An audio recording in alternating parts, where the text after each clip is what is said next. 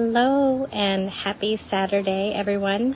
I'm Meghan Maes, and this is Being Civil in Minnesota. Thanks for being patient this morning at 10. I couldn't hop on because I was at a blessing way for my cousin who is having a baby girl in a few weeks. So we were having a very special day, and so thank you for being patient. This is a place where I can give you information as I am an attorney and I'm able to practice law in the state of Minnesota. This is not a place for legal advice. I just want to make sure that people have access to the information that is out there and helpful for them. Had a couple member questions this week, so I will jump right into it. Hi, Rachel. Hi, Rose. Good evening. I wanting to say good morning. So one of the questions I got was, what is a deficiency letter, or what is a deficiency notice in a family court file? There are certain rules that you have to follow with regards to how you file, what documents you file, what documents you have to serve. So there can be many reasons for having a deficiency letter. One common reason is if you don't pay a filing fee. A filing fee is something that allows you to file a document. Hey, Kenzie. File a document in court, and if you're not able to pay the filing fee because you are of limited income, there is a way to have that filing fee waived. It's called In Forma Pauperis, IFP, and you can find those documents on the Minnesota Judicial Branch website.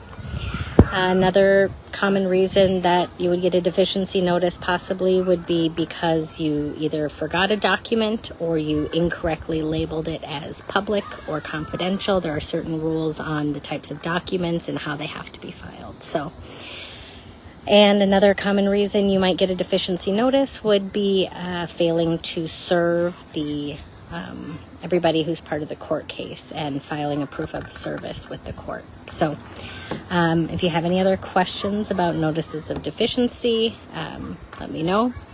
Typically, if you get one of those, you'll want to correct what the deficiency is at your earliest convenience. It can delay a case if you don't have the documents filed properly or the correct fee paid.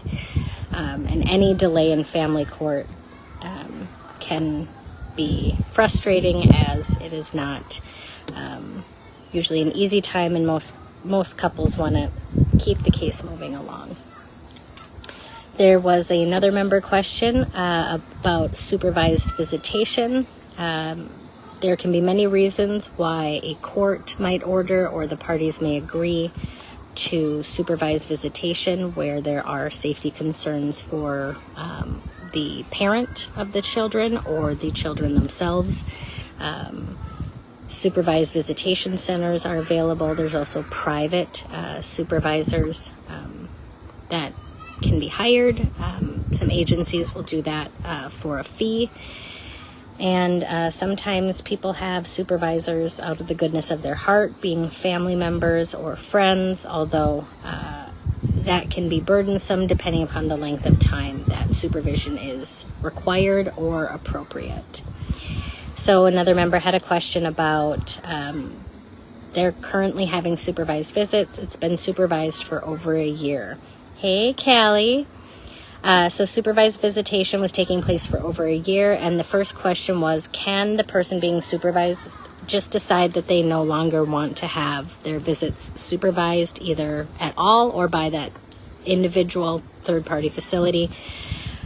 Well, if there's a court order that says that they have to have supervised visitation, you want to try to be specific so that they can't wiggle out of it or use the situation to have power or control over the situation.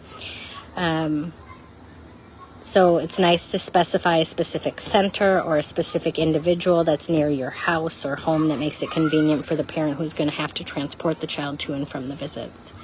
So can they object to it? Well, usually if they have supervised visitation, their judgment is already questionable. If there is no supervisor specified, hey, Lindsay, If there's no supervisor specified, it can be good to get that put down in the court order. So either going back and asking the judge to name the specific supervisor or the supervisor center. The other issue would be that was asked is, can a supervisor decide not to supervise? Unfortunately, most of the time people who are being supervised don't want to be supervised, and they can oftentimes be difficult to work with. I know I would not love to be watching my children, but there are very good reasons to have visitation supervised, especially if you're building rapport or a bond or trust with the child after a lengthy period of time. So because it can be difficult, yeah, supervisors quit or people get kicked out of the Supervised Visitation Center for not complying with policies regarding, I don't know, being on time or trying to get information out of the kids. Usually the center will have a policy manual, and the people who want to have supervised visits will have to comply with it. So if they're being terminated for cause, and there's nothing requiring you to establish sort of a secondary alternative, I think you'd be well within. It'd be very reasonable for you to have some input on this and maybe not let the other parent dictate. Hey, Christina. So just wanted to say thanks, everybody, for bopping on. That's sort of my thoughts on supervised visits and the notice of deficiency. I hope you guys have a beautiful rest of your Saturday evening, and I will talk to you guys next week. Take care.